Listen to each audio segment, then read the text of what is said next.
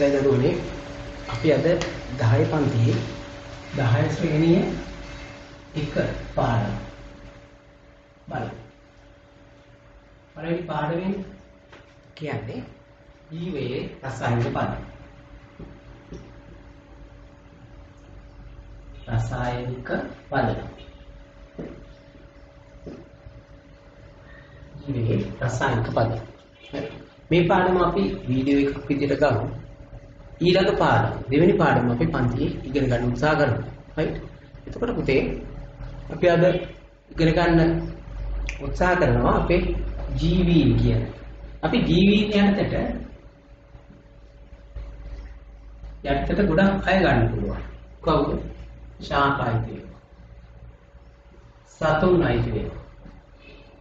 ශුද්‍ර ජීවීන් අයිතිය. ඔන්නෝය තුන් දෙනා තමයි අපිට දැන් මෙතෙන්දී අපි ඉගෙන ගන්න යෙදෙන ශාස්ත්‍රයේ ඇතුළේ.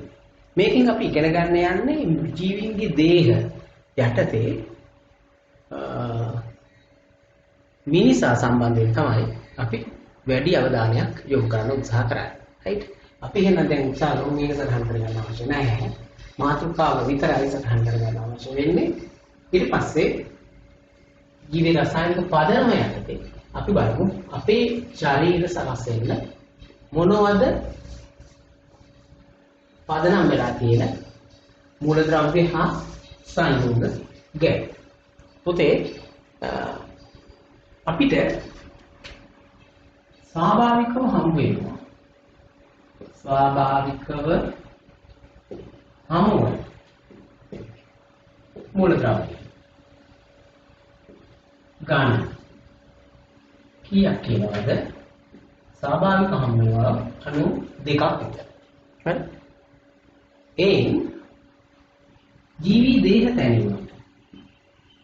ජීවී දේහ තැනීමට වැදගත් වෙන මූලද්‍රව්‍ය කීයක් තියෙනවා කියලා අපි පොතේ කියන්නේ 25ක් විතර. 25ක් විතර. එතකොට අපේ ජීවී දේහ හැදෙන්න අපේ ශරීරය හැදෙන්න සම්බන්ධ වෙලා තියෙන මූලද්‍රව්‍ය 25ක් විතර. එතකොට මේ මූලද්‍රව්‍ය වලින් ජීවී දේහයට හැරෙන්න විශාල වශයෙන් සම්බන්ධ වෙන මූලද්‍රව්‍ය ටිකකුත් සුළු වශයෙන් සම්බන්ධ වෙන මූලද්‍රව්‍ය ටිකකුත් විදියට තියෙනවා. හරි? මේ දෙක සටහන් කරගන්න. ඊට පස්සේ අපි බලමු ජීවී දේහ තැරෙන්න සහභාගී වෙන විශාල වශයෙන් වැදගත් වෙන මූලද්‍රව්‍ය ටිකක් සුළු වශයෙන් වැදගත් වෙන මූලද්‍රව්‍ය ටිකක් කියන්නේ. හරි? අපි මෙහෙම එකකට යමු. ජීවී දේහ තැරීමට සහභාගී වන මූලද්‍රව්‍ය. හරි? ඒක අපි ප්‍රධාන කොටස් දෙක කරගන්න.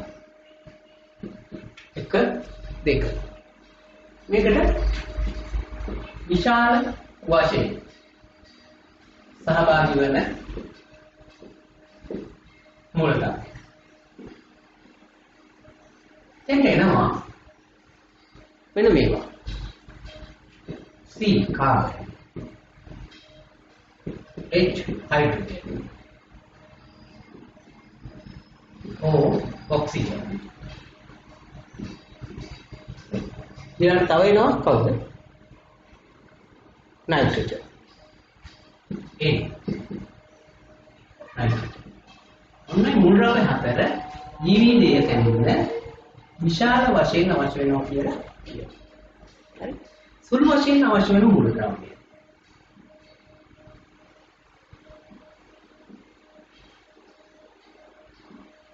එතන තියෙනවා ටිකක් වැඩි මොනවද එතන ඉන්නේ? එතන ඉන්නවා සල්ෆර් S. ඊළඟට Mg magnesium. එතන ඉන්නවා Na sodium. මේ උත්තරාදානවා නාමයෙන්. තව ඉන්නවා කවුද? තව ඉන්නවා phosphorus. P phosphorus. තව ඉන්නවා K potassium. තව ඉන්නවා Fe iron. තව කවුද ඉන්නේ? calcium Ca.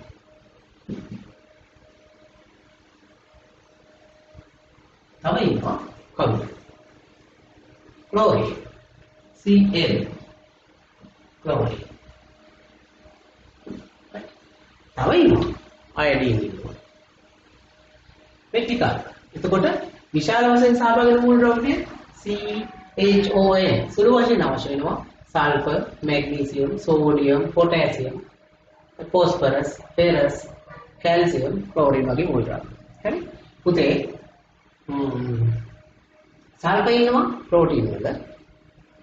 සෝඩියම් ඕනේ අපිට ස්නායු ආවේග සම්ප්‍රේෂණය කරන්න. පොටෑසියම් ඕනේ හිම. කැල්සියම් ඕනේ අස්ථි හදන්න, දත් හිම හදන්න. phosphorus ඕනේ දත් අස්ථි වලට. ferrous iron ඕනේ රුධිරයේ හිමොග්ලොබින් හදන්න. ක්ලෝරින් උත් ඕනේ ගොඩක් කටයුතුට අපේ ඇඟ ඇතුලේ. හරි? විද්‍යුත් ආවේග සංවේදන Cl ඍණ ඕනේ. හරි? ඔන්න අපිට ප්‍රධාන වශයෙන් දීදේ කරන්න සහභාගී වෙන මූල ද්‍රව්‍ය ටික බෙදුවා. කොහොමද? විශාල වචන අවශ්‍ය වෙන ඒවායි සුළු වචන අවශ්‍ය වෙන මූල ද්‍රව්‍ය කියලා. හරි? එතකොට අපි බලමු මේ මූල ද්‍රව්‍ය කොහොමද ප්‍රතිශත විදියෙන් තියෙන්නේ කියලා. හරි? මේ ටික සටහන් කරගන්න.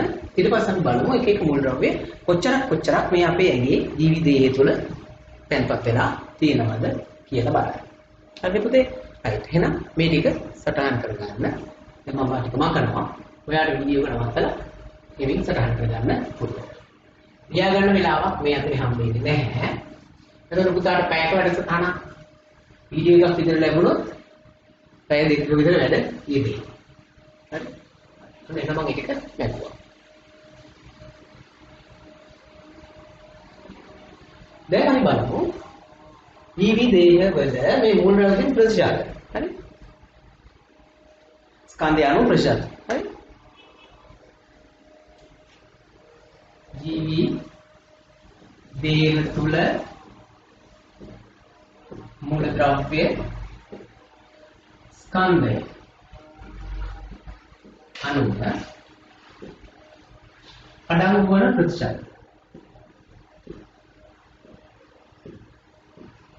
ඔයාගේ පොතේ තියෙනවා වටන ප්‍රස්ථාරය. අපි වටන ප්‍රස්ථාරය නැතුව අගයන් ටික විතරක් ගන්න. ඔක්සිජන් තමයි වැඩිම තියෙන්නේ. ඒක තියෙනවා 65. ඔක්සිජන් 65ක් විතර. ඊළඟට තියෙනවා කාබන්. කාබන් තියෙනවා 18ක් විතර. කාබන් C 18ක් විතර. හරි? ඊළඟට ඉන්නේ හයිඩ්‍රජන්. හයිඩ්‍රජන් H එයා ඉනවා 12ක් විතර. 12ක් විතර. sorry 10ක් විතර. 10ක් විතර. ඊළඟට ඉන්නවා නයිට්‍රජන් 3ක් විතර. නයිට්‍රජන් N 3ක් විතර. ඒකට ප්‍රධාන ටික හරියි. වෙනත් ඉන්නවා කීයක්? වෙනත් ගොඩ දෙනෙක් කරා බලමු. අන්නේ ගොඩ දෙනා ඉන්නවා. වෙනත් කොහොම මෙතන ගොඩ දෙනෙක් නේ. ඒගොල්ලෝ ඉන්නවා 100ට කීයක් විතරද? කීයක් විතර දිනනවා 100ට? 4ක් විතර. එතකොට ඔකේ 100 තියෙනවා. ප්‍රසන්ටේජ් එක 100ක් එනවා. 8යි 5යි 13යි. 3යි 16යි 4යි 20න් බිඳුව. දෙකක් විතර. 8යි 9යි 10යි. එතකොට 100ක් එනවා. එහෙනම් ඔන්න 100% ප්‍රසන්ටේජ් එක එනවා. රයිට්? ඔන්න එහෙනම් අපේ ශරීරය ඇතුළු ගොඩක් ජීවීන්ගේ දේහ තැනෙන සහභාගී වෙන මූල ද්‍රව්‍ය ප්‍රතිශත. වැඩියෙන් ඉන්නේ කවුද? ඔක්සිජන් 65. කාබන් ඉන්න 18ක්. හයිඩ්‍රජන් ඉන්න 10ක්. නයිට්‍රජන් ඉන්න 3ක්. වෙනත් 104ක්. වෙනත් කිව්වම පුතේ අර අපි ලියපු කොහොම ටික අයිති. එතකොට පුතාට මෙන්න මේක සටහන් කරගන්න ඕනේ. හරි. ඒක මම කරා මම දැන් එනවා පුතේ ජීවි දේහ දැරීමට සහභාගී වෙන සංයෝග ගැන අදහසක් ගන්න. ජීවි මේ මූල ද්‍රව්‍යනේ. එතකොට මේ මූල ද්‍රව්‍ය විවිධ විදියට සම්බන්ධ වෙලා ජීවි දේහවල සංයෝග හැදෙනවා. හරි? ජීවි මෙම මූල ද්‍රව්‍ය මෙම මූල ද්‍රව්‍ය විවිධ ලෙස සම්බන්ධ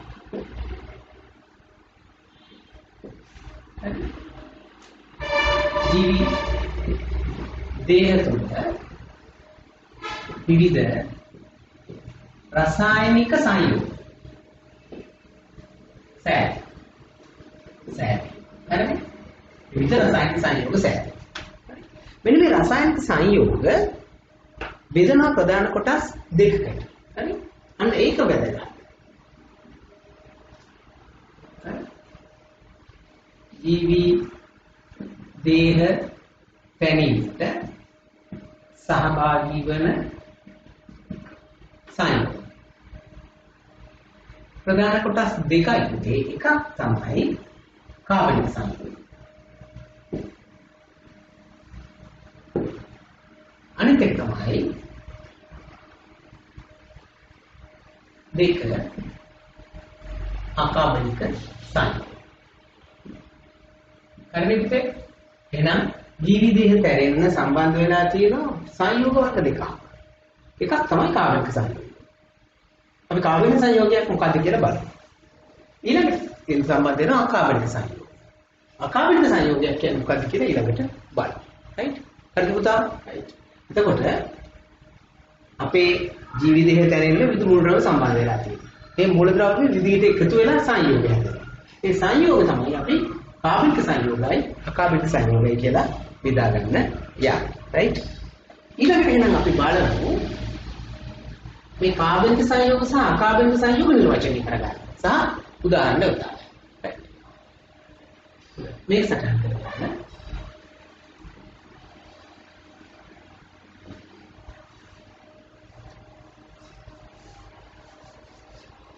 ඥායවන්ති දරුවෝ 9-10ට ආපුවත් අය පුතාලා පිටු 120 වගේ තන්රු තනි රූල් තියෙනවා.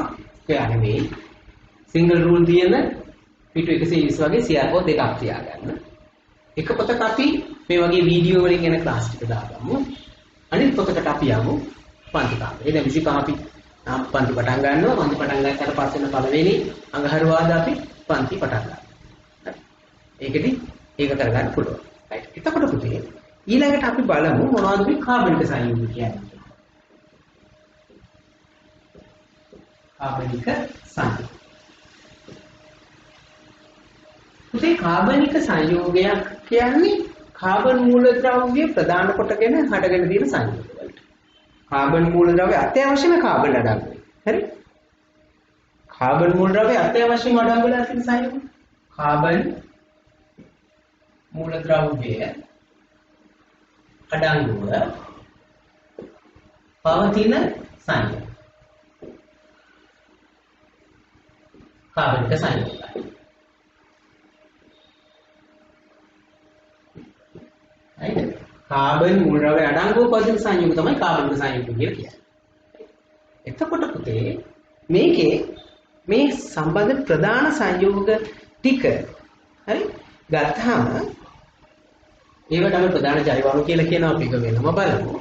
කාබන් අඩංගු වුණාත් කාබන් ඩයොක්සයිඩ් හරි කාබන් මොනොක්සයිඩ් හරි කාබනේට සංයෝග කාබනික සංයෝග විදිහට සලකන්නේ නැහැ. මොනවාද කාබන් ඩයොක්සයිඩ් කාබන් මොනොක්සයිඩ් සහ කාබනේට සංයෝග. කාබනික සංයෝග විදිහට අපි කාබනික සංයෝග විදිහට ගන්නෙ නැහැ. ඒ කියන්නේ විශේෂ තොරතුරු මේ පන්තිවල අපි ඉගෙන ගන්නෙ නැහැ. දැනගෙන ඉන්නවා විතරයි. කාබනික සංයෝගය යටතට කාබන් ඩයොක්සයිඩ් ගන්න නැහැ. කාබන් මොනොක්සයිඩ් ගන්න නැහැ. කැල්සියම් කාබනේට් වල සෝඩියම් කාබනේට් කාබනේට සංයෝග ගන්නෙ නැහැ. රයිට්? එහෙනම් ඒක මතක තියාගන්න. මෙන්න මේ කාබනික සංයෝග ඇරුණාම අපිට හම්බෙන අකාබනික සංයෝගනේ. හරි? මේ කාබනික සංයෝග වර්ග 4ක්. ප්‍රධාන කාබනික සංයෝග 4ක් අපිට හම්බෙනවා. හරි? ඒවට ප්‍රධාන ඒවට ජෛව අණු කියලා කියනවා. හරි? ජීවි දේහ තුල හමුවන ප්‍රධාන කාබනික සංයෝග කිහිපයක්. කිහිපයකි. ඒක මෙන්න මේ විදිහට ගන්න පුළුවන්. එකක් තමයි කාබෝහයිඩ්‍රේට්ස්.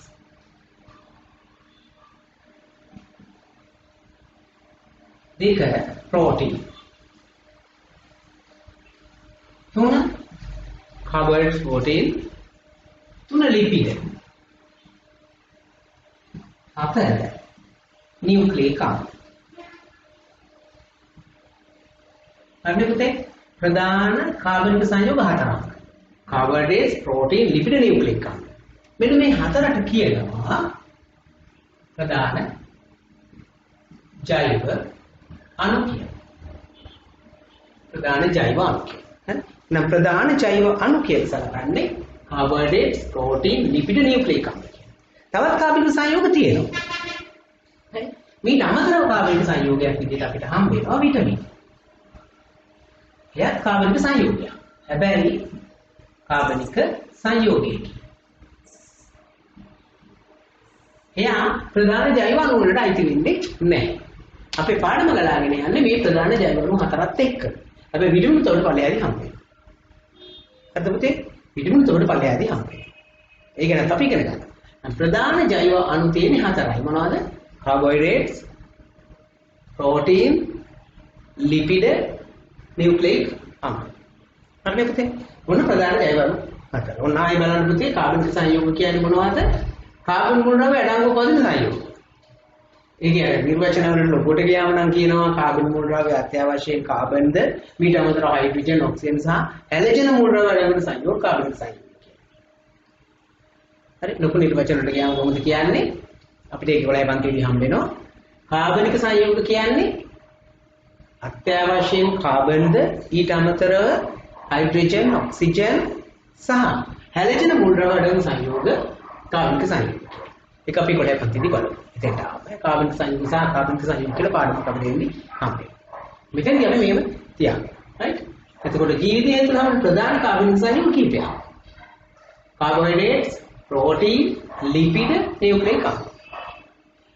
මේ හතරට කියන ප්‍රධාන ජෛව අණු කියලා. ඒක ප්‍රධාන ජෛව අණු 4යි. ප්‍රධාන ජෛව අණු 4 මොනවාද? කාබෝහයිඩ්‍රේට්ස්, ප්‍රෝටීන්, ලිපිඩ, නියුක්ලියික ආම්ල. ඊට අමතරව විටමින් කියන්නේ කාබනික සංයෝගයක්. ඒක මම පහ කියලා දැම්මේ නැහැ. දැම්මම කමකුත් නැහැ. හරි? ඒක කාබනික සංයෝගයක් වුණාට ප්‍රධාන ජෛව අණු වලට අයත් වෙන්නේ නැහැ. right? එහෙනම් මේක සටහන් කරගන්න. අපි දැන් බලමු අකාබනික සංයෝග ගැන චුට්ටක් බලන්න.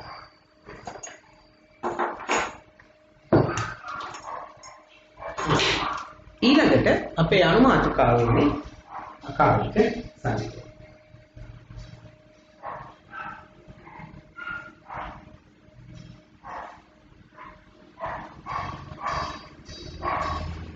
මොනවද අකාබනික සංයෝග කියන්නේ කියලා පොඩ්ඩක් හරි බලමු. right?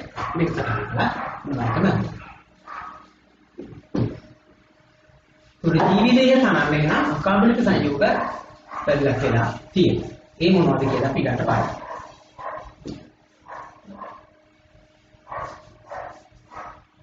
ඊළඟට කවුද? අකාබනික සංයෝග. මොනවද? කාබන් මුල් ද්‍රව්‍ය අඩංගුව නැති සංයෝග තමයි අපි මේ අකාබනික සංයෝග කියලා කියන්නේ. හරි?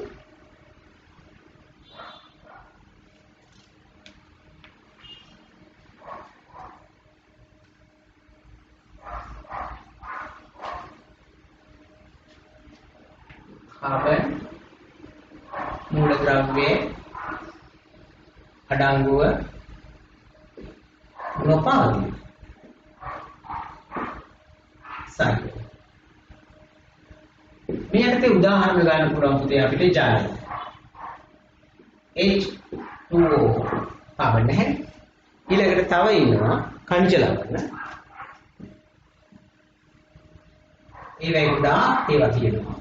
ඉස්සරහව පොකිට හම්බෙයි වායුව. ඒ තියෙනවානේ ඔක්සිජන්, නයිට්‍රජන්, කාබන් ඩයොක්සයිඩ්. ඒවා කාබන් ඩයොක්සයිඩ් වායුව තමයි. කාබන් ඩයොක්සයිඩ් වායුවකට අයිති වෙනවා. හැබැයි ඒක කාබන් සංයෝගයක් නෙමෙයි අපි මුලින් එක කියපු නිසා. රයිට්? වායු වර්ගයට දෙනවා. ඔන්න කාබන් සංයෝග 6. දැන් මේක සටහන් කරගෙන අපි යනවා පෙළ පොතේ වගුව ගැන ඉගෙන ගන්න. හරි මාතෘකාව දෙනවා මම වගුව කියලා දෙනවා. පුතාට ගෙදරදී පෙළ පොතේ තියෙන මේ වගුව අද ගන්න දෙන්නේ. අපිට පුතා හම්බෙන්න නැග ෆොටෝකොපියක් දාලා ලව ගන්න පුළුවන්. නමුත් දැන් එහෙම හම්බෙන්නේ නැති නිසා අපිට වෙන්නේ ගෙදරදී වැඩේ කරන්න. හරි. හොඳයි. එහෙනම් ඔන්න මම මේක මකනවා. මොනවද? අකාබනික සංයෝග කියන්නේ කාබන් මුල් ද්‍රව්‍ය අඩංගුව නොපවතින සංයෝග. උදාහරණ ජාලයේ කනිජ ලවණ වායු වර්ග වගේ ඒවා අපි ඉතින් තියාගන්න. රයිට්? ඔන්න එකක් මේ. දැන් අපි ඉන්නේ අනුමාත්‍රකාවකට ඒක පුතාට ගෙදර වැඩ තනියෙන් කරගන්න දෙන්නේ පෙළ පොත බලන්න. රයිට්? එහෙනම් අපි බලමු මොනවද මේ සජීව පදාර්ථයේ සෑදීමට සහභාගී වෙන විවිධ මූලද්‍රව්‍ය සහ ඒ පිළිබඳ තොරතුරු. හරි?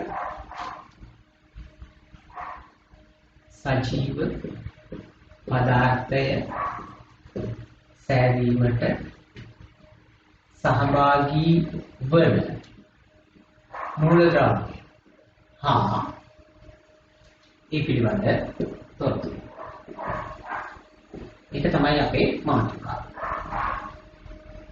සජීව පදාර්ථයේ සෑදීමට සහභාගී වෙන මූලද්‍රව්‍ය හා ඒ පිළිබඳ තොරතුරු. රයිට්? එතකොට පුතේ වගුවේ අපිට තියෙනවා කැලි 3ක් පෙළ පොතේ. මූලද්‍රව්‍යයේ ස්කන්ධය අණු ප්‍රතිශතය ශරීර පවතින ස්ථාන කියලා. රයිට්? මම ඒක පොඩ්ඩක් විස්තර කරලා කියන්නම්. පුතාට ඒක හිමිට අරගත්ත හැකි වගුවේ තීර 3යි.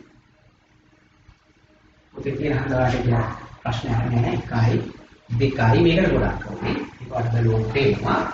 මේක තියෙන්නේ මූලද්‍රව්‍යයේ අඩංගු ප්‍රතිශතය. හරි? මූලද්‍රව්‍යයේ අඩංගු ප්‍රතිශතය පවතින ස්ථාන. වෙනනම් තීර තැන්. හරි? ශරීරයේ පවතින ස්ථාන.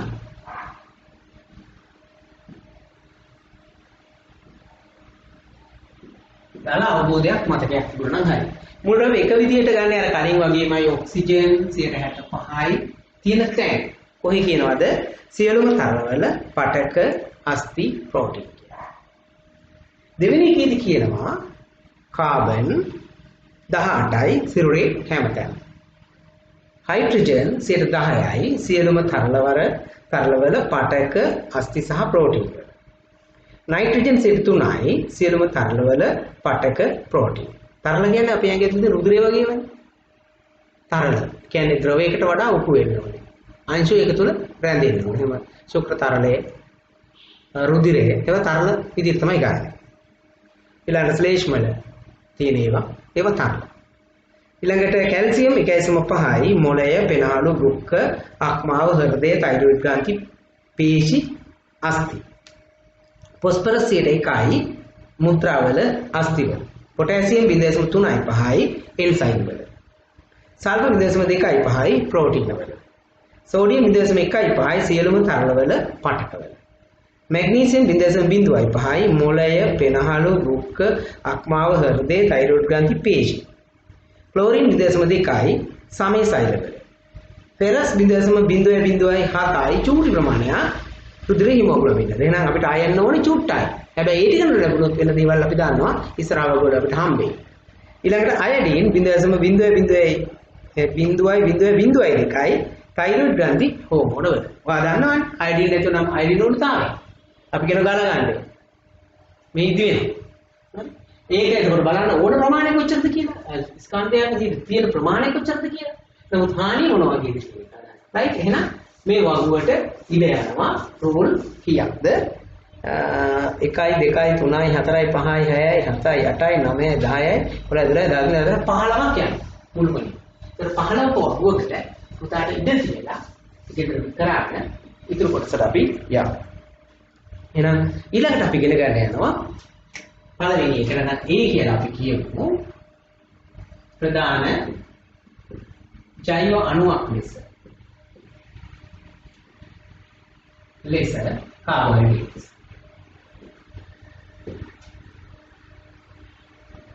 මෙතෙන්දී පුතේ අපි ඉගෙන ගන්නවා ප්‍රධාන ජෛව අණු 4 ගැන.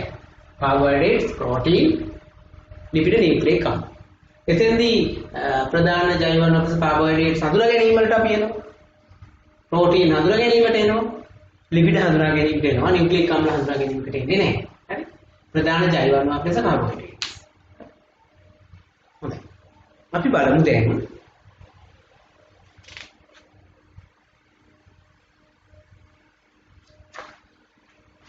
මේ ගැන සාමාන්‍ය තොරතුරු ටික ලක්ෂණ ටිකක් ගන්න.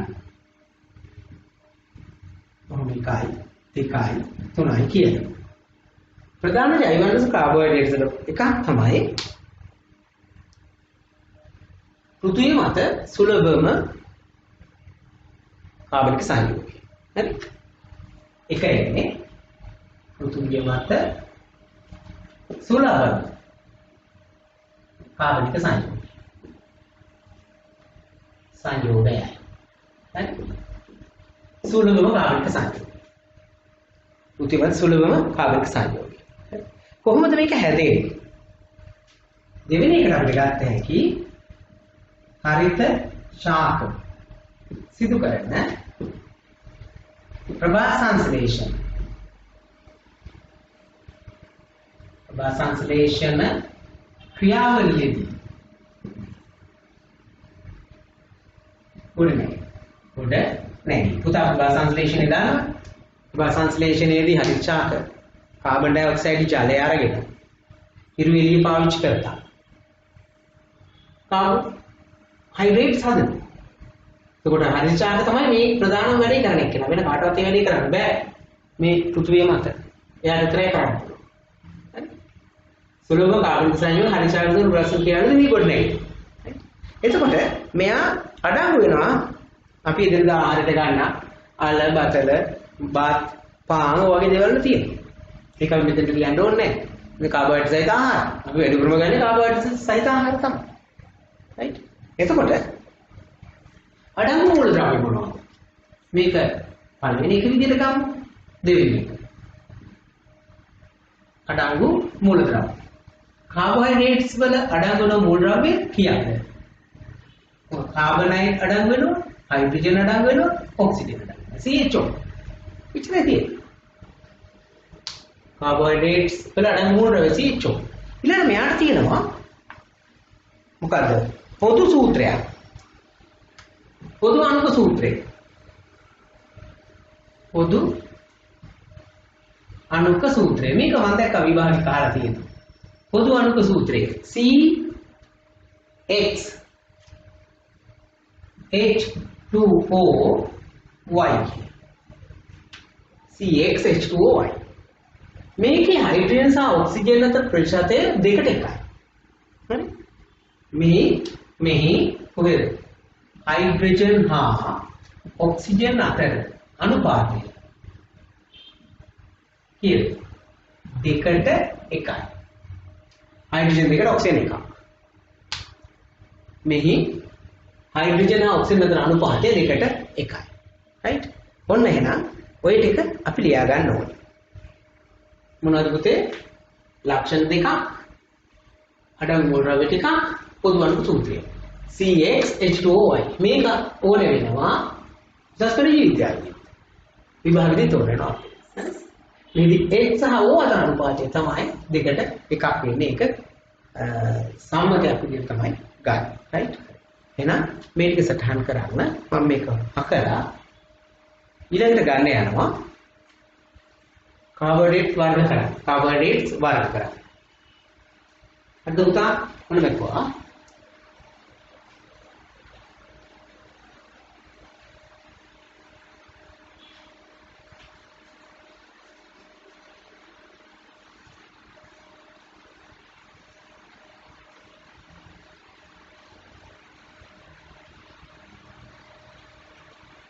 දහයපති දරුවෝ මතක තියාගන්න. පළවෙනි කොටසත් දෙවෙනි කොටසත් එකතු වුණාම පාඩම් 20ක් තියෙනවා අපේ අවුරුද්ද ඇතුළතදී අවසන් කරගන්න. එක අවුරුද්දකදී වැඩ තියෙනවා මහා ගොඩක්. මේ මහා වැඩ කොට කරගන්න අතරේ අපි ප්‍රශ්න පත්‍ර බහුතරයකට උත්තර ලියන්න ඕනේ. එහෙම ලියා ගන්න බැරි වුණොත් අපිට වාරි භාග හොඳ ලකුණක් කරා යා ගන්න බැරි වෙනවා. ඒ නිසා හොඳට මතක තියාගන්න අපි මේක කරන්න ඕනේ විදිය ගැන. හොඳයි. එහෙමනම්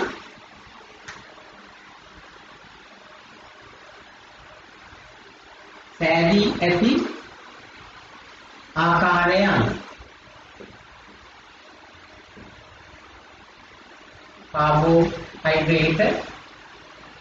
carbohydrate සංයෝග. අපි පුතේ සෑදී ඇති ආකාරය අනුව කාබෝහයිඩ්‍රේට් සංයෝග. සෑදී ඇති ආකාරය අනුව කාබෝහයිඩ්‍රේට් සංයෝග. ඒ අනුව කාබෝහයිඩ්‍රේට්ස් බෙදා ගන්නවා අදියර තුනකට. මොනවද? carbohydrates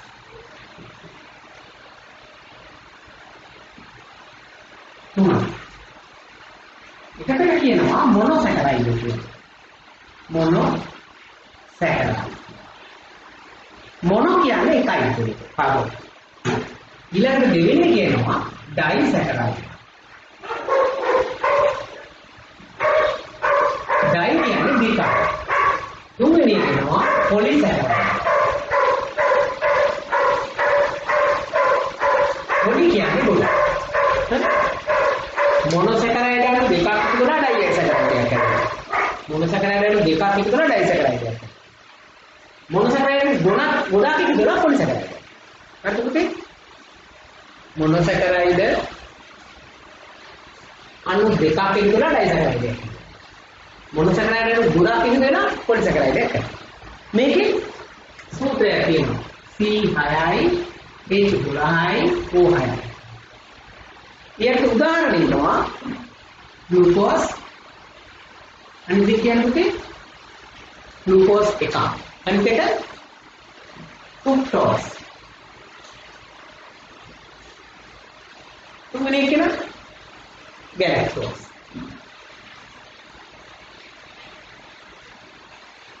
ගැලැක්ටෝස්. හරි? ග්ලූකෝස්, ෆ්‍රුක්ටෝස් හා ගැලැක්ටෝස්. ඩයිසැකරයිඩ් වල සූත්‍රයේ එන්නේ C12යි H22යි O11. මේ අණු දෙකක් 12ක් වෙනවා. මේක වෙනද අර විච්ඡේදනය වීමේ එකක්. ඒ කියන්නේ හරිය 12 නම් 24 වෙලා මේක 12 වෙන්න එපා. එහෙම වෙන්නේ නැහැ ජලනවා සයින් වෙන නිසා. C12යි H22යි O11. එතන ඉන්නවා මෝල්ටෝස්, sucrose, අනිකවල lactose. Kai, dekai. Kai, dekai. Maltose, sucrose, lactose. එතකොට මේකේ විස්තර අපි තව ඉස්සරහට ඉගෙන ගන්නවා. ආයෙ නම් වෙනවා අපිට. පොලිසැකරයිඩ් එකක් දෙන්නවා. ඒක සූත්‍රය ගන්නකොට N වාරයක් කරන C6යි H10යි O5යි. C6යි H10යි O5යි N වාරය. එහෙම හිතේ ගත්තොත් නැති ඊට වඩා ලොකුට සංකීර්ණ විදිහට හිතාගන්නේ නැතුව. ඉන්නවා කවුද? ෆිෂ් ටේල් ඉන්නවා. සෙලියුලෝස් ඉන්නවා. ග්ලයිකෝජන් මොනවානම් ෆිෂ් ටේල්යි සෙලියුලෝසුයි ග්ලයිකෝජන්. කවුද? පොලිසැකරයිඩ්. හරිනේ? එහෙනම් මොනොසැකරයිඩ් තුනයි, ඩයිසැකරයිඩ් තුනයි, පොලිසැකරයිඩ් තුනයි. මේ තුන නැවත අපිට විවිධ තැන්වලදී හම්බ වෙනවා. ඒ තැන්වලදී මේක මුරු වෙනවා. හරි? මොනොසැකරයිඩ් glucose, ෆ්‍රක්ටෝස්, ගැලැක්ටෝස්, ඩයිසැකරයිඩ් මෝල්ටෝස්, sucrose, lactose, පොලිසැකරයිඩ් fish tales, සෙලුලෝස්, glycogen. කොහොම කියලා දැන් අපිට ප්‍රශ්න වලට අහනවා සමහරවිට මොනොසැකරයිඩ් එක කොහොමද? දානවදී ග්ලූකෝස්, මෝල්ටෝස්, සුක්‍රෝස්, ෆිෂ් ටේල් කොහොමද කියන්නේ? ඒක අපි කොහොමද? එහෙමයි ප්‍රශ්න ඇදලා තියෙනවාට ප්‍රශ්න වලට ආවට පස්සේ ඒක බලා ගන්න පුළුවන් දෙයක්. හරි?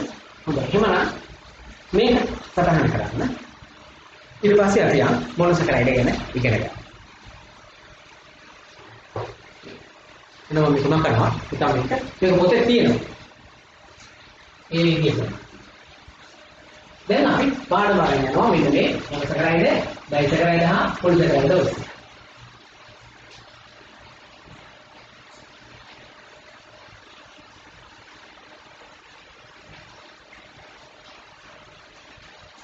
එහෙනම් අපි පළවෙනි කොටම යනකොටද මොන සකරයිද කියන්නේ. මේ එතකොට යන්නේ ප්‍රධාන ජෛව මාර්ගස කාබෝහයිඩ්‍රේට්ස් කියන එකේ අතුරු මාර්ගතාවය.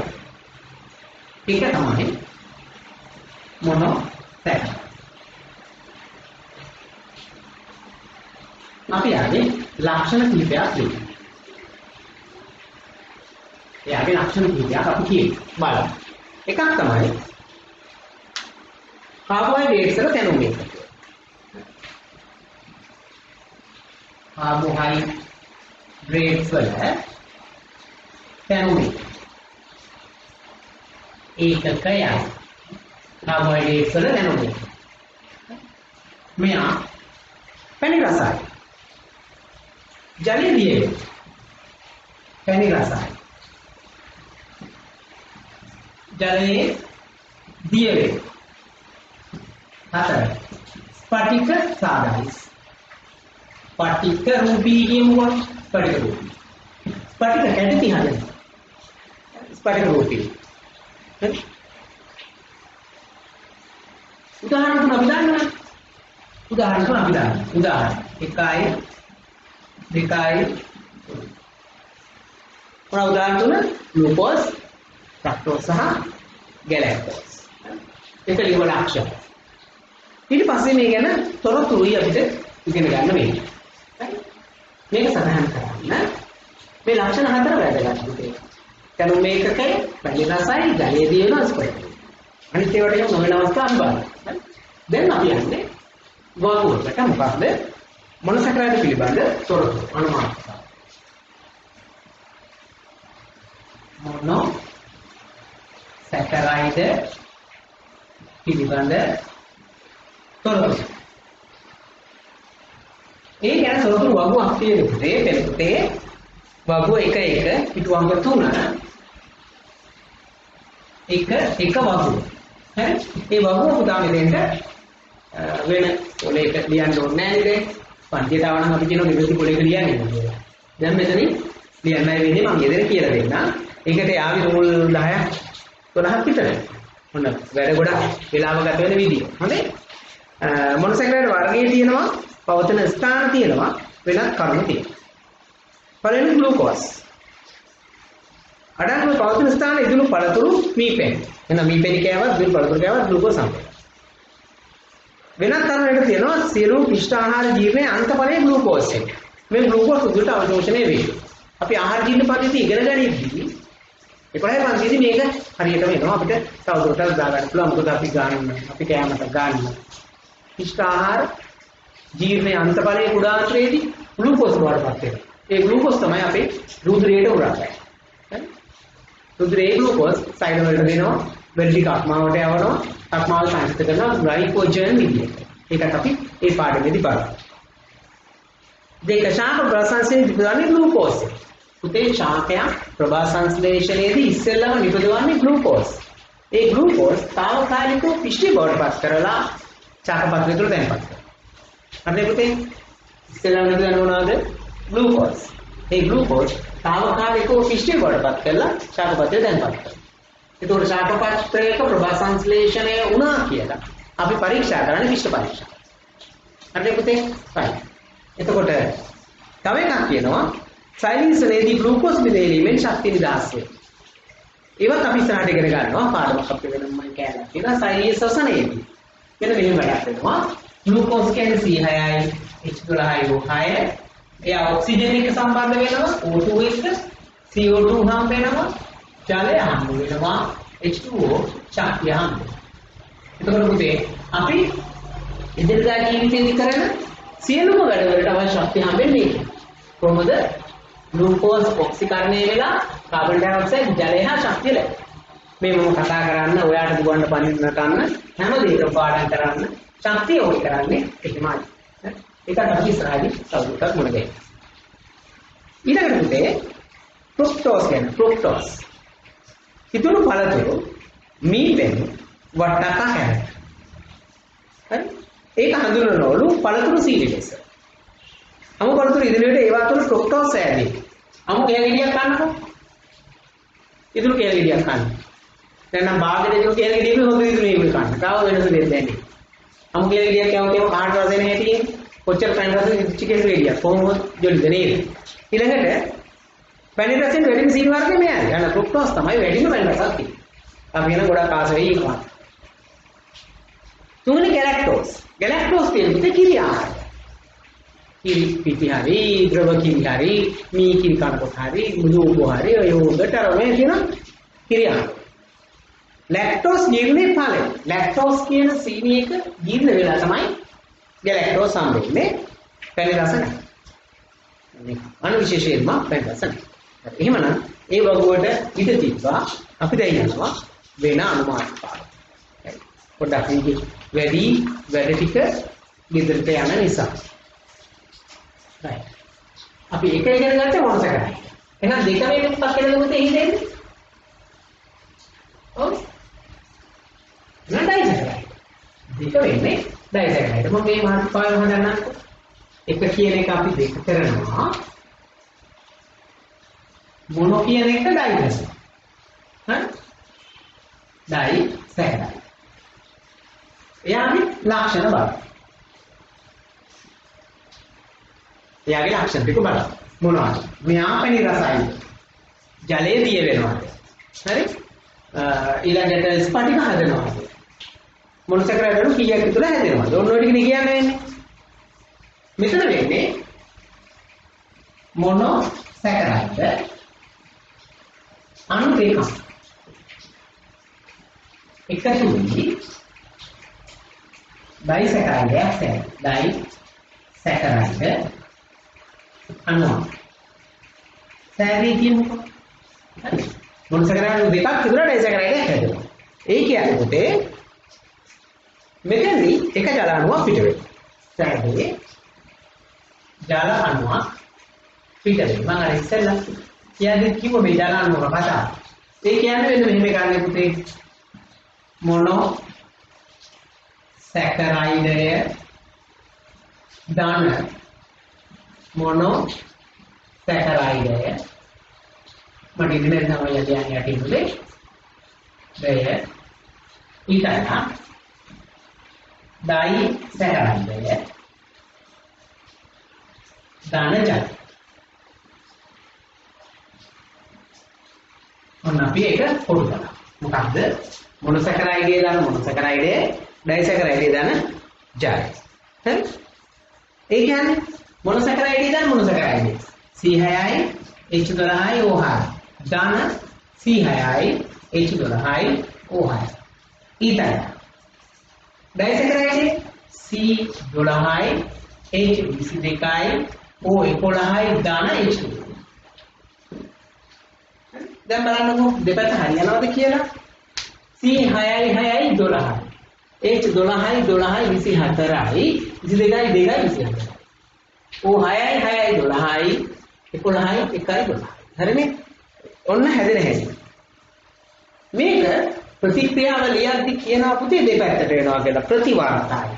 ඒක අපි දානවා මෙන්න මේ ප්‍රතික්‍රියාව මේ පැත්තට ලිය හැකි මේ පැත්තට.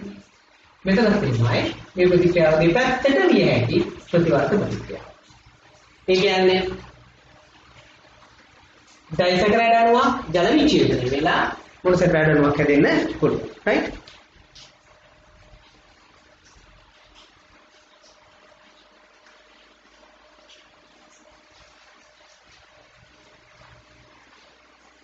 මේක එහෙම කියන්න පුළුවන්. මොකක්ද? ඩයිසැකරයිඩ් අණුවට ජල අණුවක් එක්කී एक भी डाल के देखिए किया मोनोसैकराइड अणु देखा सैद्य है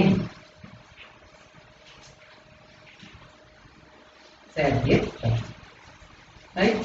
उन्हें ना प्रतिक्रिया देखकर कोई प्रतिक्रिया देखकर लिया वेन पाठ की फोटो कर अच्छा तो उन्हें දෙපැත්තට වෙනහම තමයි මේ දෙවෙනි වාක්‍යය ආපහු ලියන්නේ. මෙන්න මේ ආපලිගේ මේ එක. මේ අනිත් එක දෙපැත්ත. මේ එක පැත්තකට ඉදිරියට වෙන එකනේ මොනොසැකරයිඩ් ඩයිසැකරයිඩ් ජාලය. අනිත් පැත්තට වෙන එක ඩයිසැකරයිඩ් යන ජාලය මොනොසැකරයිඩ්. right? එහෙනම් මේ චුට්ට සටහන් කරලා. හරි? ඔයාලා මේකේ උදාහරණ ටික කියන්න පුළුවන්. කලින් වගේ 1 2 3. මේ තුන අපි දන්නවා කලින් මොනවද කියන්නේ මොල්ටෝස් සුක්‍රෝසා ලැක්ටෝස්. මොල්ටෝස් සුක්‍රෝසා ලැක්ටෝස්. මේ තුන ලියන්න. එහෙනම් මේ ටික සටහන් කරා. ඩයිසැකරයිඩ් ගැන තොරතුරු. ඊට පස්සේ අපිට තියෙන්නේ දෙලෙන්ත වර්ගයකට යන්න. හරිද? ඔන්න මම එකම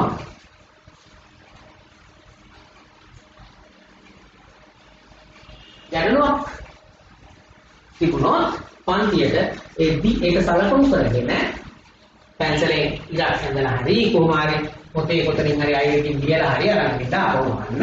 එහෙම නැත්නම් ටෙලිෆෝන් කෝල් එකක් දෙන්න. right? නැත්නම් මෙසේජ් එකක් දාලා කියන්න WhatsApp group එකට. එතකොට අපිට ඒ ගැන කතා කරගන්න පුළුවන්. එහෙනම් අපි බලමු දැන් ඩයිසැකරයිඩ් පිළිබඳ තොරතුරු.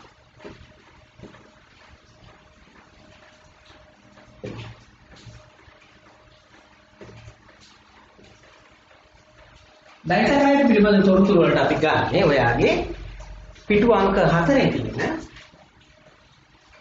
1 2 වා. ඒකේ දේශන කොහොමද ඩයිසැකරයිඩ් වර්ගයේ පවතින ස්ථානයේ වෙනත් කරුණු කියලා අර කලින් වගේම කියනවා. අපි ඒක බලමු කොහොමද තියෙන්නේ කියලා. කොහොමද තියෙන්නේ? මොල්ටෝස් ප්‍රරෝහණය වන බීජවල. ඔන්න ඉස්සරහදී අපිට හම්බ වෙන්නේ මොල්ටෝස් කියන්නේ. හරි මොල්ටෝස් කියන කතාව වෙන තැනක් කියනවා. දැන් ඔය බීර කර්මාන්තයේදීම බීර හදද්දී බාල්ලි බීජ ප්‍රරෝහණය කරලායි ගන්න. ඒ කියන්නේ අපි තවදුරටත් කතා කරමු. ප්‍රරෝහණ බීජවල. එතන තියෙනවා ග්ලූකෝස් අණු දෙකක් එකතු වීම මොල්ටෝස් අණුවක් සෑරේ. ග්ලූකෝස් තන ග්ලූකෝස් මොල්ටෝස් යන ජාලය. ඒ ප්‍රතික්‍රියාව ලියන්නේ. ඒක එතන කොටු කරා. පිෂ්ඨ ජීර්ණයේ අතරමැදි ඵල. මොල්ටෝස් කියන්නේ පිෂ්ඨ ජීර්ණයේ අතරමැදි ඵල. ඒක තාර ජීර්ණ පද්ධතිය කියන එකෙදී 11දී තවදුරටත් අපි කරනවා. ඊළඟට සුක්‍රෝස්. සුක්‍රෝස් තියෙනවා රතු හා සුදු සීනි වල. අපේ ගෙදර තියෙනවා. උක් හා බීට් වල උද්දඬුව කෑවොත් තියෙනවා. බීට් වල කෑවත් තියෙනවා. ඇතැම් පළතුරු වල.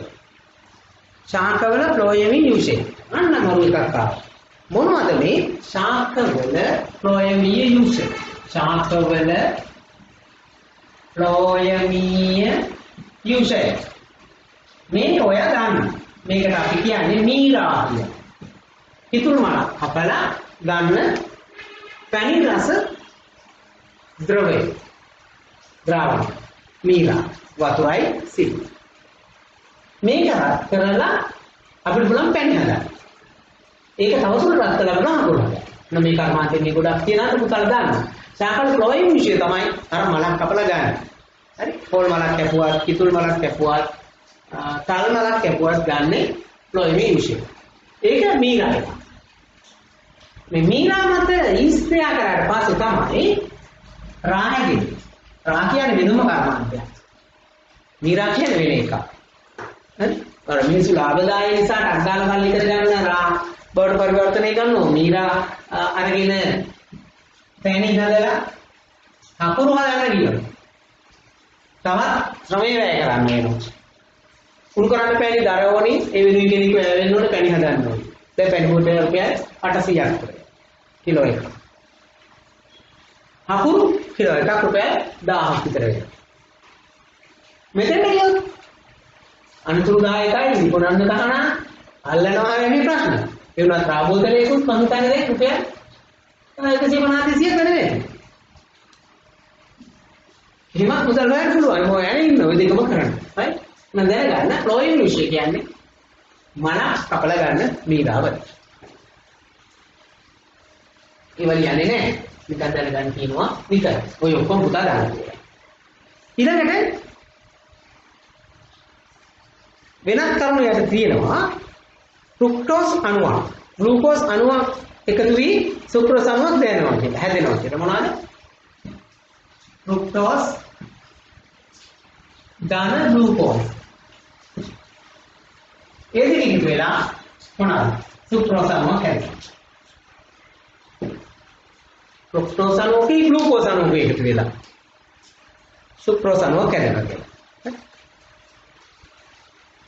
සුක්‍රෝස් අණුව ග්ලූකෝස් අණුව සුක්‍රෝස් හැදෙනවා කියලා අපිට ඒකේ මේ හැදෙන විදිය කියන්නේ රසායන විද්‍යාත්මක සත්‍යයන් මේ තොරතුරු දැනගෙන කියන්න ඊළඟ එක නම් බලන්න කවුද ඉන්නේ ලැක්ටෝස් කිරි ආහාරවල ගැලැක්ටෝස් අණුව ග්ලූකෝස් අණුවක් සමග ගෙවීමේ ලැක්ටෝස් අණුවක් සෑහෙනවා ගැලැක්ටෝස් ධන ග්ලූකෝස් මොනවා හැදෙනවද ලැක්ටෝස් එක ඇදලා ජලයෙන් නිදහස් වෙනවා ඒක ඔයාගේ සටහනේ තියෙනවා එතකොට ග්ලූකෝස් සම්බන්ධ කරගෙන දෙන්න නැහැ ගැලැක්ටෝස් ධන ග්ලූකෝස් ලැක්ටෝස් ධන ජල right එතකොට පුතේ ශාකවල නොමැති ඉක්ම සීනි වර්ගය තමයි ලැක්ටෝස් කියන්නේ සතුන්ගේ සුක්‍රෝස් වෙන පෙළ රස නැහැ සංයුති අණුව එලකිරි වල ලැක්ටෝස් ප්‍රතිශතය කීයද 4.6යි 6යි සංයුති අණුව එලකිරි වල ලැක්ටෝස් ප්‍රතිශතය 4.4යි 6යි සංයුති අණුව මෞඛික වල ලැක්ටෝස් ප්‍රතිශතය 6යි 7යි ඔයා දන්නවනේ කුංචි පැටවු උච්චර අතිරේක ආහාර වලට පුරුදු කළා අම්මගේ කිරි ටික අතාරින්න එච්චර සැටිස් නැහැ ඌ ඒක අතාරින්නේ මර යුද්ධයක් දාලා තමයි කිරි බොහොම නතර කරන්න කුංචි කාලේ පුතාගෙන කාලම ගන්න සමහර අය මම දන්නවා ඉස්කෝලේ ගිහිල්ලා ඇවිල්ලා එකේ පන්තියේ දෙකේ පන්තියේ ගෙදරාගම කරන්නේ කිරිබොඩ. ඒ මෞඛ්‍ය වල තියෙන විශේෂ ඔය රසය හේතු කොටගෙන ගුණයක්. ඒ වයස වෙනකොට මෞඛ්‍ය වල විශේෂ ගුණයක් නැහැ. මෞඛ්‍ය වලින් යැපෙන්න පුළුවන් වයස ඉක්මවලා එතකොට. එතකොට අපිට අතිරේක ආහාර වලින් තමයි යැපෙන්න වෙන්නේ. හොඳයි. ඊළඟට එනවා අපේ ඊළඟ මාතෘකාවට පොලිසැකරයි. පොලිසැකරයි. එතකොට ඒක තුන. පොලිසැකරයි. එයාගේ තමයි කලින් වගේ ලක්ෂණ කිහිපයක් ලියන්න. පොලිසැකරයිඩ් වල ලක්ෂණ. මෙයා පැණි රස නැහැ.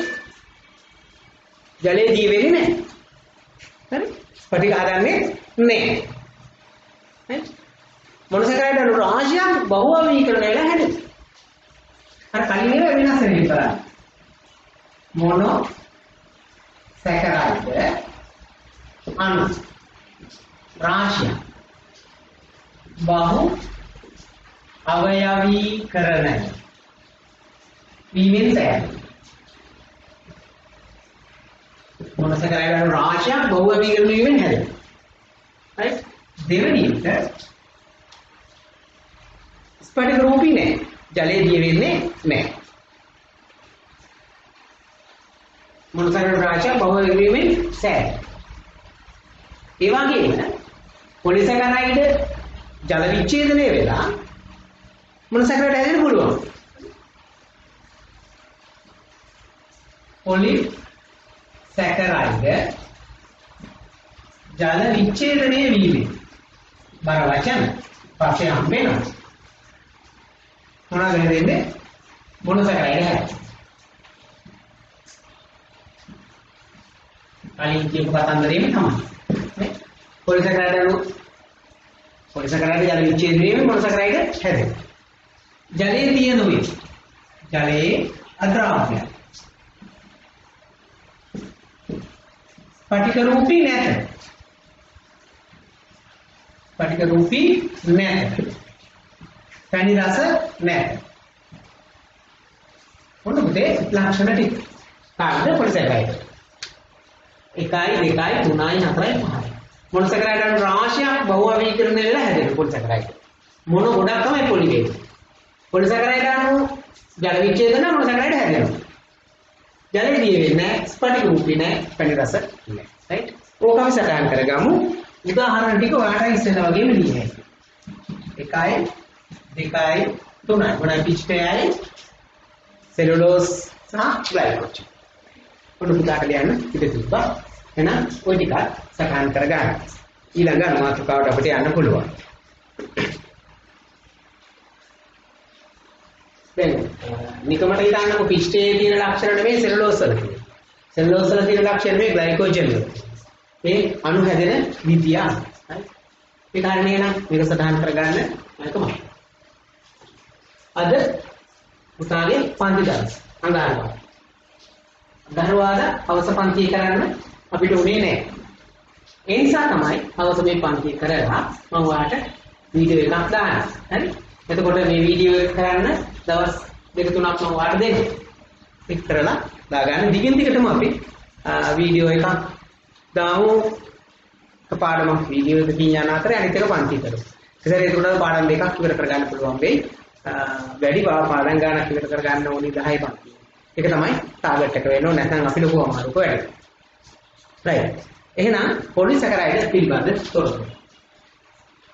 පොලිසැකරයිඩ් පිළිබඳ තොරතුරු. පොලිසැකරයිඩ් පිළිබඳ තොරතුරු. right? ඒක පොලිසැකරයිඩ් පිළිබඳ තොරතුරු කියන්නේ ඔයාගේ පිටු අංක 5 තියෙන 1.3 ඒකෙන් තමයි මම දැන් කියන්නේ පුතාට විතරේ තමයි 1.3 වගුව වැඩ කටයුතු කරන්න වෙන්නේ. right? ඒක තියෙනවා පොලිසැකරයිඩ් වර්ගයේ පවතින ස්ථාන වෙන කර්ම කියලා කලින් වගේ. ඒක සෙලුලෝස්. ශාකසෛල බිත්තිය. නම් හැම ශාකසෛලයකම බිත්තිය සෙලුලෝස් වලින් හැදෙනවා. ශාක වල පිට තන්තු වල. තන්තු කියන්නේ කෙඳි. පොල් කෙඳි වගේ. මහාන කෙඳි. ඊළඟට පපු ඒ වගේ කෙඳි වල කෙඳි සයිස් ශාක මොන හරි කෙඳි වල තියෙනවා නම් අන්න ඒවේ තියෙනවා. එහෙම වුණොත් ගත්තොත් අපි පොහිල ගත්තත් කෙඳි තියෙනවද නේද? ඒවේ පෝෂණ ගුණයක් නැහැ. අපිට ජීර්ණය කරන්නත් බෑ. එහෙනම් මලබද්ධය වලක් ගන්න සෙලුලෝස් වල. හරි? මිනිස් ජීර්ණ පද්ධතිය තුන ජීර්ණයට ලක් නොවේ. අන්න අපේ සෙලුලෝස් ජීර්ණය කරන්න බෑ. ඉස්සර හැම එකක් තිබුණා පරිණාම. දැන් බැරි වුණා. මලබද්ධය වළක්වන්න උදව් වෙයි.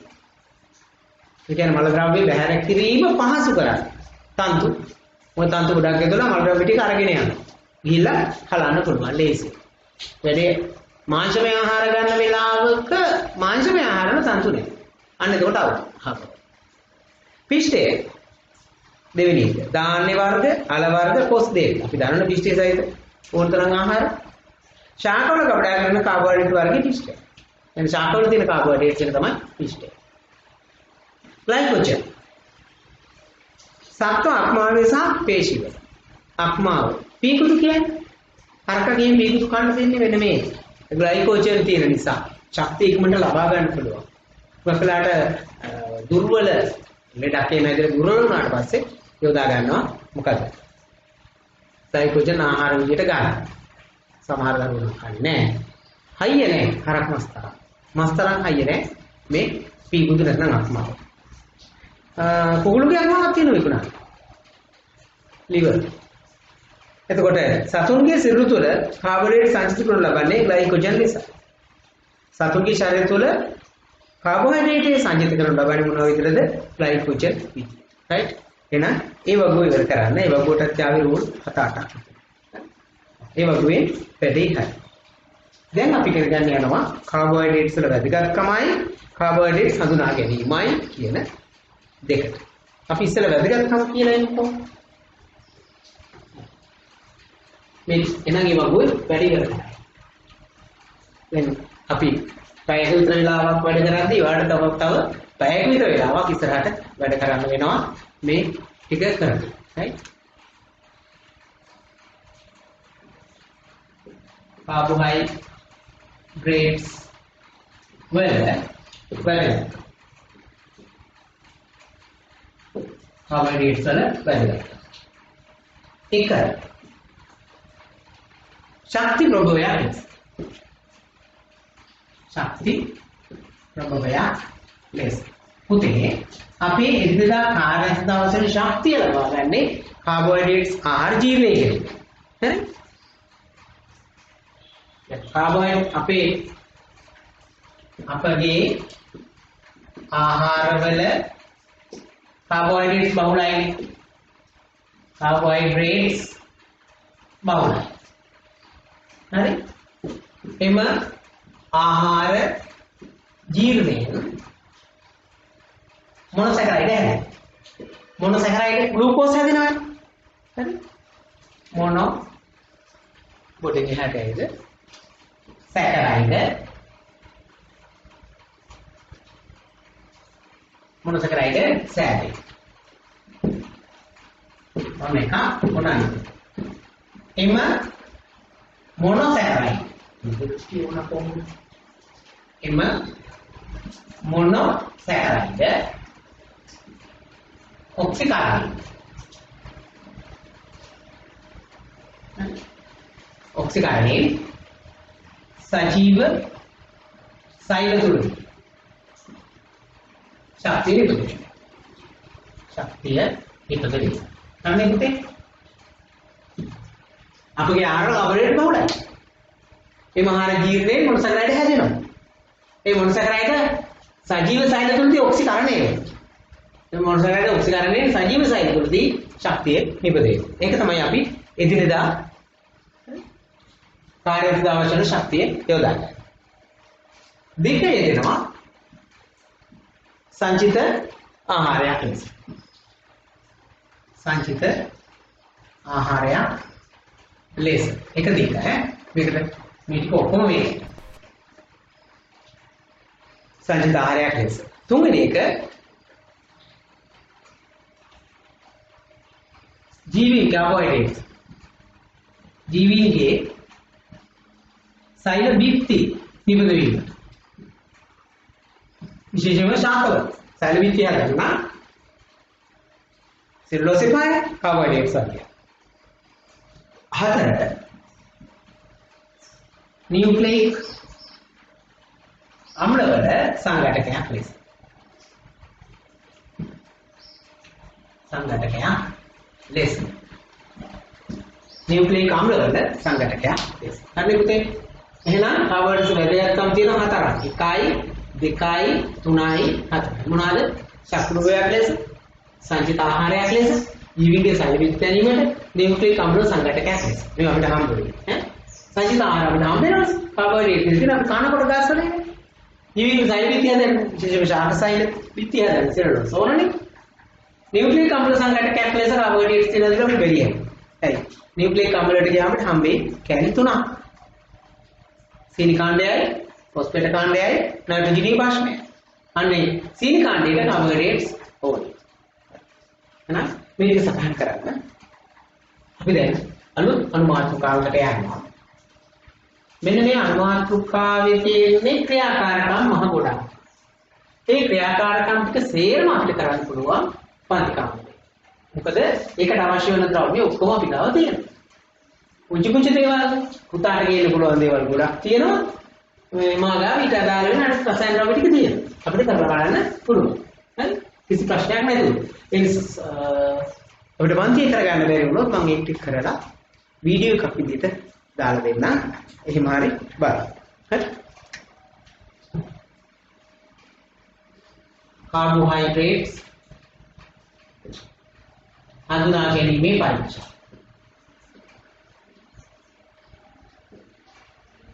කාබෝහයිඩ්‍රේට් හඳුනා ගැනීමේ පරීක්ෂා. ඒ අතර එක එන්නේ පිෂ්ඨය හඳුනා. පිෂ්ඨය හඳුනා. මේක හරි ලේසි එකක්. පිෂ්ඨය හඳුනා. එතකොට අපි මේක ගන්න හැකි ආහාර ප්‍රභවයක්. ආහාර ප්‍රභවය. අපි මුගා කලාවට ලේසියට ගන්න තිරිඟු පිටි. එහෙම නැත්නම් අපිට කාල් පිටි ගන්නත් පුළුවන්. තිරිඟු පිටි ගන්න එක ලේසියිනේ. ගෙදර පිටි තියෙනවා. චුට්ටක් ෂොපින් කාර්ට් එකේ හරිය මම ග්ලෝසරි බෑග් එකේ චුට්ටක් පොට්ටක් වගේ හදලා පොට්ට කරන්නේ. මොම චුට්ටයි ආහාර ප්‍රභවය. ඊළඟට අපි ගන්නවා හඳුනා ගැනීමට භාවිතා කරන රසායන ද්‍රව්‍ය. මේක බලා ගන්න එපා. මොකෙන්ද බලන්නේ? හඳුනා ගැනීමට භාවිත කරන රසායන ද්‍රව්‍ය අයඩින් ද්‍රව්‍ය. මේකේ වර්ණය පුතේ ලාපහ. දැන් අපි කියනවා පිඳුරු පාටයි. අයඩින් දාලා. අයඩින් ටික වතුර දී කළ ගන්න පුළුවන්. අයඩින් මද්දාරේ නම් හොඳට දියෙන්නේ. අඳුරන බාහිර රසයන් රබෑයි. අයඩින් දාන්නේ ලාපහ. හරි? එතකොට කොහොමද වැඩි කරන්නේ? අදියට. කරන විදිය හරි ලේසි. අදියට. අපි කරන්නේ තිරුඟු පිටි චුට්ටක්. බීකරයකට දාලා වතුර ටිකක් දාලා බීකරයකට දාලා දිය කරගන්නවා. ඒ දිය කරගත්ත ද්‍රාවණයෙන් අඩක් විතර ද්‍රාවණයෙන් ටිකක් පරීක්ෂණාලයකට දාගන්න. පරීක්ෂණාලයෙන් අඩක් විතර. පරීක්ෂණාලයෙන් භාගයක් විතර දාන්න. හරි? දාලා ඒ ඔන්න පරීක්ෂණාලයෙන් ඔන්න මේක තිරිඟු පිටි ද්‍රාවණය. එහෙම නැත්නම් පිෂ්ඨ ද්‍රාවණය. හරි. පිෂ්ඨ ද්‍රාවණය. මේකට අපි දානවා අයඩින් ද්‍රාවණ බිංදු 2 3. දාලා බැලුවාම අපිට පේනවා තිරිඟු පිටි ද්‍රාවණයේ වර්ණය නිල් දම් පාටක් එක. හරි? නිල් දම් පාටක් එක. එහෙම නිල් දම් පාටක් වෙන්නේ අයඩින් ද්‍රාවණයේ පිෂ්ඨයේ තියෙනවා. පිෂ්ඨයේ තියෙනවා නම් විතරයි නිල් දම් පාටක් එන්නේ. එහෙම තමයි අපි නිගමනය කරන්නේ. right? මම අධීරයට කියන්නේ. ඒතර පුතාට ලියා ගන්න පුළුවන්. හරි? මේක ලියන්නේ නැතුව.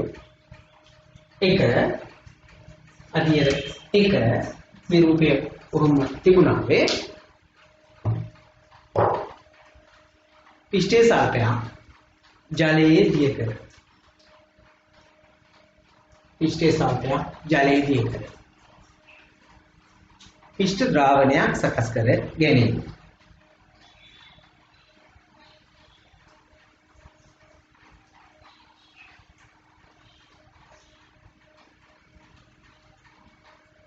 ඊළඟ එක එම ද්‍රාවණය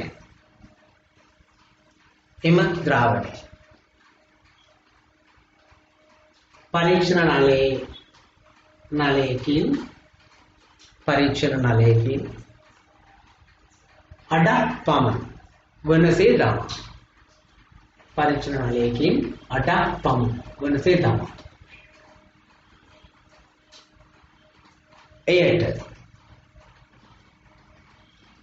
අයඩින් ද්‍රාවණය බිංදු 2 3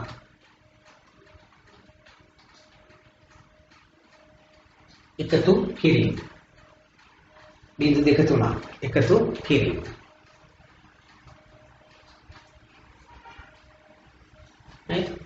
ඊට පස්සේ අපි බලමු නිරීක්ෂණය මොකක්ද කියලා.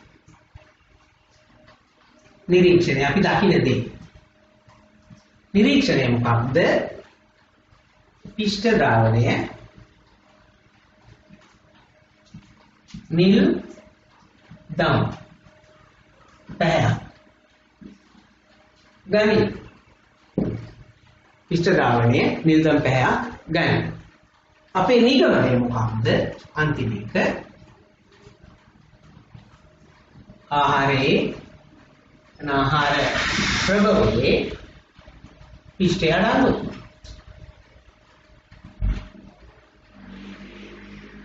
ආහාර ප්‍රභවයේ පිෂ්ඨය අඩංගුයි. right? ආහාර ප්‍රභවයේ පිෂ්ඨය අඩංගුයි. right? හොඳයි. එහෙනම් ඔන්න පිෂ්ඨය හඳුනා ගැනීම හරි. එක මේක සඳහන් කරන්න අපි යන්නේ දෙවෙනි එකට. එක නෙවෙයි දෙක. පිෂ්ඨය හඳුනා ගැනීම නෙවෙයි ග්ලූකෝස් හඳුනා ගැනීම. දැන් මම මේකම වෙනස් කරනවා. මොන ටික මාරා. ඒ කියන්නේ පුතාට එකම ෆෝමැට් එකට මේක තොරතුරු ටික ගන්න පුළුවන් කියන එක තහවුරු කරන්නයි මම මෙහෙම කරේ. ග්ලූකෝස් හඳුනා ගැනීම. දෙවන මාතෘකාව හඳුනා ගැනීමේ පරීක්ෂා යටතේ දෙක. එතකොට මේ මාතෘකාව අපි ඉස්සර ලියලා තියෙනවා. මේක ආයෙ ලියන්නේ නැහැ. මොන එකම අපේ. ග්ලූකෝස් හඳුනා ගැනීම. ආහාර ප්‍රභේ මොකද්ද පුතේ? ග්ලූකෝස්.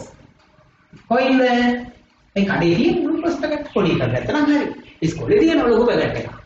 ග්ලූකෝස් බෝතලුත් තියෙනවා. අදාවරණේ. බුදු අම්මෝ. අනාදිවල කාලේ ඉඳලා පැවතෙන එක සෑහෙන තියෙනවා.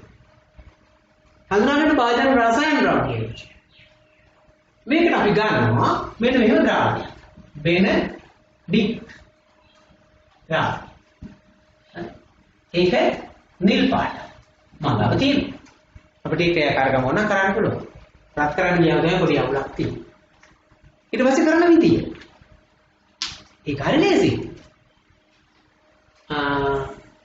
අපිට මේකට ඕනි කරනවා ග්ලූකෝස් ද්‍රාවණයයි කැකෑරුම් නලයකුයි නැන පරීක්ෂණ නලයකුත් හොඳයි ජල වීකරයකුයි තාපකයක් ගමේ දාහකයක් ඕනි තිපාවක් ඕනි කම්බිදලක් හරි මෙන්න මෙහෙම වැඩ කරන්නේ ඔන්න සරල වැඩක් ඔන්න මම මෙතන චූටි එකක් ඒ වගේ එකක් අඳින්නම් මොනවද තිපාව දාහකය ඇදලි එනම් ලැබිපා අඳින්න ඕනේ පුතායි ඔන්න කියන්නේ හරි මේක ජලය මේක ඇතුලේ තමයි අර අපේ ග්ලූකෝස් ද්‍රාවණය තියෙන්නේ ඒක ජල තාපකයක ගිලලා තමයි රත් කරන්නේ ඕන කරන දේවල් මම අවශ්‍ය ද්‍රව්‍ය කිව්වේ නැතුව මේ අදියරට එන්නේ අපිට හොයාගන්න වෙනව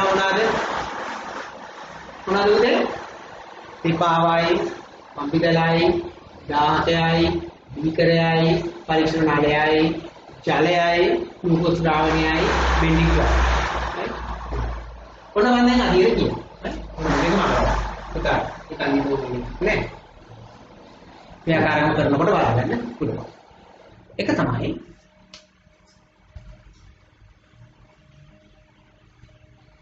ग्लूकोज जलीय द्रावण्य सकस कर घेते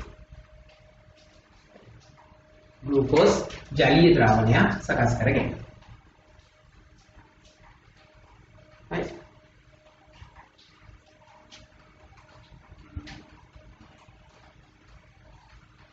देख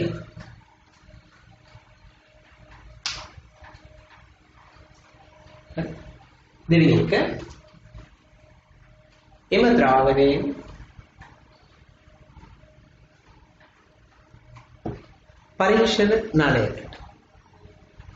පරීක්ෂණ නලයකින් අඩක් පමණ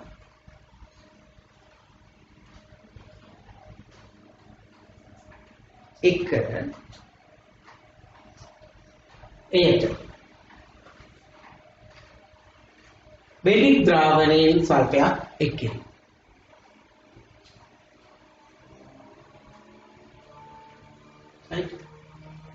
बेलिक द्रावण साल्ट 1 किलो තුන එම නලය ජල තාපකයක ගිල්වා ක්‍රමයෙන් රත් කෙරේ ජල තාපකයක ගිල්වා ක්‍රමයෙන් රත් කෙරේ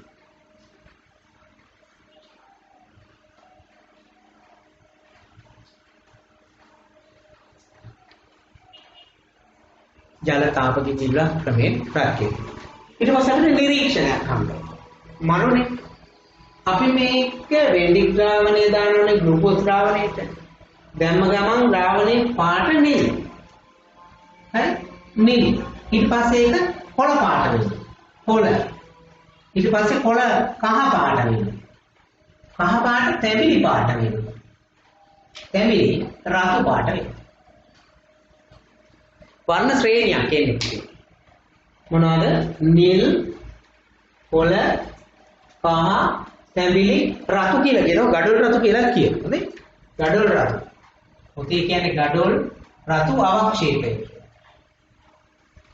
අවක්ෂේපය ඒ කියන්නේ පතුලේ තැන්පත් වෙනවා අඩියට බලනවා කියන්නේ right පටන් ගන්නකොට නිල් පාට ආයේ හිමින් කොළ පාට වෙනවා ඊට පස්සේ කහ පාට වෙනවා තැඹිලි පාට වෙනවා රතු පාට අවක්ෂේපයක් වෙනවා. රතු අවක්ෂේපේ නැතුව තැඹිලි වෙලා නවතින්න පුළුවන්.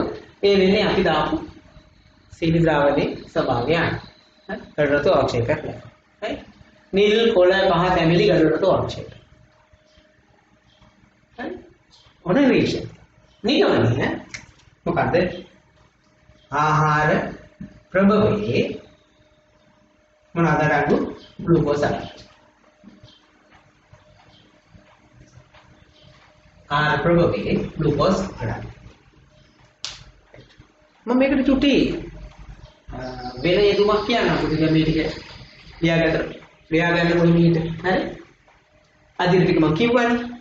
කියපුවා අදිර ටික එහෙම ලියන්න. නිරීක්ෂණය ලියන්න නිගමනය ලියන්න. right? මම මේ ටික අයින් කරලා චූටි මේකේ අදහසක් කියන්නම් පුතේ. ඔයාලා දන්නවද දන්නේ චුට්ටක් හොයලා බලන්න. අපේ ගම්වල ඉන්නවා නම් ඔයාලා දන්න කියන නේද ඇවිල්ලා නම් ඇන්ටිලා එහෙම ප්‍රෙග්නන්ට් ඒ කියන්නේ ළමයි ලැබෙන්නේ ඉන්නවා. ඒගොල්ලෝ යනවා ගමේ තියෙන ක්ලිනික් එකට. ඒ ක්ලිනික් එකට යනකොට ඒ අම්මලාට කියනවා එනෝන්ලාට කියනවා එනකොට උදේ යූරින් සාම්පලයක් මුත්‍රා සාම්පලයක් අරන්. එයාකින් පොඩි කුප්පියකට යූරින් මේ මුත්‍රා ටික ගන්න. එයාට අරන් ඉන්න කියනවා පරීක්ෂණාලයේ කොයි පරීක්ෂණාල අල්ලෝ. ඊට පස්සේ සෙන්ටර් එකේදී ඒ යූරින් සාම්පලේ දාගන්න කිලෝ භාගයක් විතර අර පරීක්ෂණාලයට අන කැකරුණාලයට පරීක්ෂණාලයෙන් රත් කරන්න බෑ. කැකරුණාලයක විතර රත් කරන්න පුළුවන්. ඒකට දාන්න කියනවා දැන් මේ ගෙනිච්ච මුත්‍රා ටිකට දානවා එතනින් වෙලි ද්‍රාවණය සාක්කයක්. හරිද? දාන රත් කරන්න කියනවා. කටි රත් කරනවා. රත් කරනකොට නිල් කොළ පහ තැඹිලි ගඩොල් රතු වුණොත් වැඩේ අවුල්. එහෙනම් මුත්‍රා වලට සීනි ඇවිල්ලා ග්ලූකෝස් ඇවිල්ලා. එහෙනම් දියවිලා. අන්න එහෙනම් විශේෂයෙන් රැකබලා ගත යුතු මව්වරු. දියවිඩිය සහිත මව්වරු. ඒගොල්ලෝ ඊළඟට අර කාඩ් එකේ ගන්න රේට් කියලා. අනුතරදායකයි. විශේෂඥ වෛද්‍යවරයෙක් සහිත රෝහලක දරපසුතිය සිදු කළ යුතුයි. මොන හොයලා අහලා බලන්නකො මේ අවස්ථා තියෙනවද කියලා. right. එහෙනම් අපි ඔන්න දෙවෙනි එකත් හරි එක සටහන් කරගත්තා. ඊට පස්සේ යනවා තුන්වෙනි එක. තුන්වෙනි එකේදී මම මෙන්න මේක මැකුවා. හරි? අතන 2යි කියන එක නෝට මම හිතේට දැම්මත් 3යි කියලා. මෙතන දානවා සුක්‍රෝස් කියලා. සුක්‍රෝස් අන්තරය. එතකොට මේක මාරු. හරි? ඒක ඔක්කොම කරලා. ඒකම එකම ෆෝමැට් එකට අරගෙන ගිය හැකි කියන එක මම කියන්නේ කොහොමද? right. සුක්‍රෝස් හඳුනාගන්න. ආහාර ප්‍රභවයේ විදියට අපි ගන්න පුතේ සාමාන්‍ය සීනි. සාමාන්‍ය සීනි. සුක්‍රෝස්. මෙතන සීනි බෝතලේ තියෙනවා. හඳුනාගන්න වායතන රසායන ද්‍රව්‍ය දෙකක් අපි යොදාගන්නවා. සල්ෆර් සල්ෆියුරික් අම්ලය.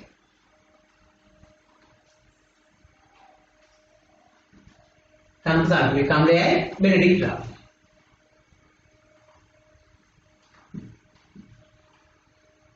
සල්ෆියුරික් අම්ලයයි බෙනඩික්ට් ද්‍රව්‍ය. right? හරි. તો ඔය දෙක තමයි අපි යොදාගන්නේ. අදියර කොහොමද? අදියර කොහොමද? මෙන්න මෙහෙම කරන්නේ. සීනි චුට්ටක්. අපි ඉස්කෝලේ දිනම් කරන්නේ සීනි චුට්ටක් දානවා. කැකෑරුම් නලයකට. ඒකට දානවා වතුර. හොඳින් දීක. දී කරලා ඒකට දානවා බෙටික් ද්‍රාවණයෙන් මිනිස් තුනක්. දාලා ජල තාපයේ ගිල රත් කර.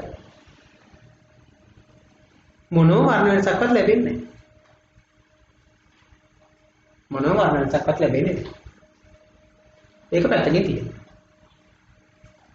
තවත් කැකෑරුම් නලයක් අරගෙන යන පරීක්ෂණාලයක් අරගෙන ඒකට සීනි චුට්ටක් දාලා දිය කරගන්න. නැත්නම් එක සැරේම බීකරයකට සීනි ටිකක් දාලා දිය කළා ද්‍රාවණයක් හදාගන්න. අපිට ඒ තරම්. එතකොට පරීක්ෂණාල දෙකකට සමාන පරිම දාගන්න. එකක් බෙන්ඩික් දාලා වත් කරගන්න. ජල තාපකයේ. වර්ණ වෙනසක් නැහැ. හරි. වැඩේ දැන් මේක පැත්තකින් තියපුවා. අනිත් එක ගන්න. ඒකට තනක සල්ෆියුරික් අම්ල බිඳු කීපයක් එකතු කරගන්න. ඒකට තනක සල්ෆියුරික් අම්ල බිඳු කීපයක් එකතු කරගන්න. එකතු කරලා රත් කරන්න. රත් කරලා ඒකට බෙල්ලික් ද්‍රාවණය විදිහට තුනක් දාන්න. හරිද? පළවෙනි එක කලේ මොකක්ද? සුක්‍රෝස් ද්‍රාවණය ගත්තා බෙල්ලික් දාලා ජල දාපේ රත් කළා. වර්ණ වෙනසක් නැහැ. ඒක තිබ්බා. දෙවෙනි එක ගත්තා. ඒකට තනු සල්ෆරික් අම්ලයේ විදු දෙක තුනක් දැම්මා. රත් කළා. ඊට පස්සේ බෙල්ලික් ද්‍රාවණය විදු දෙක තුනක් දැම්මා. ඔන්න දැන් නිරීක්ෂණය හම්බෙයි. ඉස්සලා හම්බුනේ නැතුණා. දැන් කලින් අවස්ථාව වගේම නිල්, පොළ, කා, තැඹිලි, ගඩොල් රතු අවශ්‍යක දක්වා යයි. ඒක අපිට ලියන්න පුළුවන්. එහෙනම් අදියර ටික මම දැන් කියන්නම් උදාහරණ ලියන්න. 1. බීකරයකට සීනි ස්වල්පයක් දානවා. බීකරයකට සීනි ස්වල්පයක් දානවා.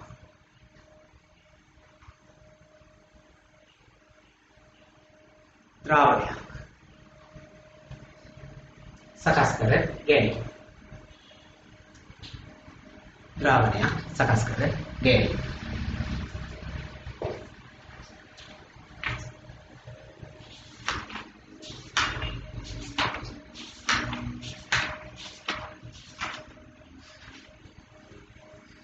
ඊළඟට එම ද්‍රාවණය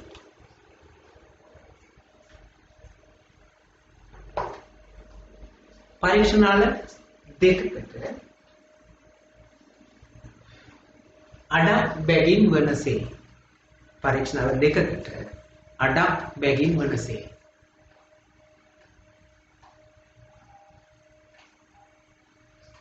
එකිරි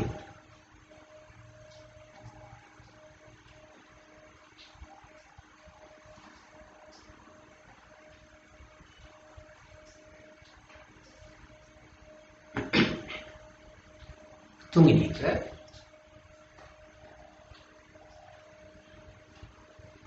එක් නාලයකට බෙනඩික් ද්‍රාවණය ස්වල්පයක් බෙනඩික් ද්‍රාවණය ස්වල්පයක් එක බෙනඩික් ද්‍රාවණය ස්වල්පයක් එක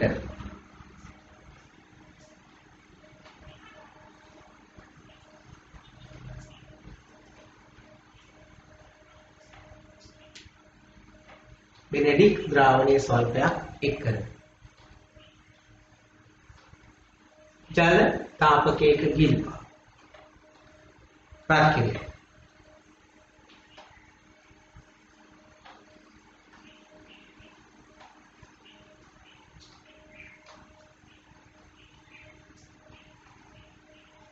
ඊළඟට නිරීක්ෂණයක් නොලැබේ.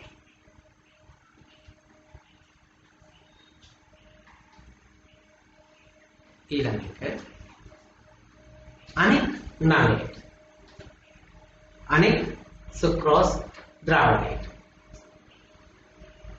අනෙක් සුක්‍රෝස් ද්‍රාවණයට තනුක සල්ෆියුරික් අම්ලය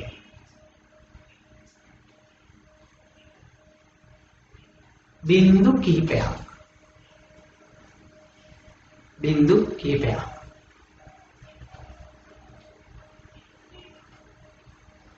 එක ජල තාපකයක ගිල්වා රත් කිරීම.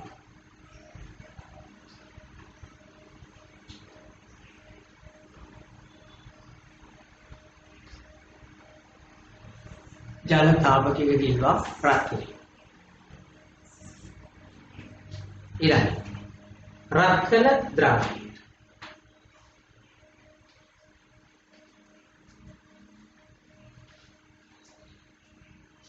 බෙනඩික් ද්‍රාවණ ස්වල්පයක් එක් කිරීම.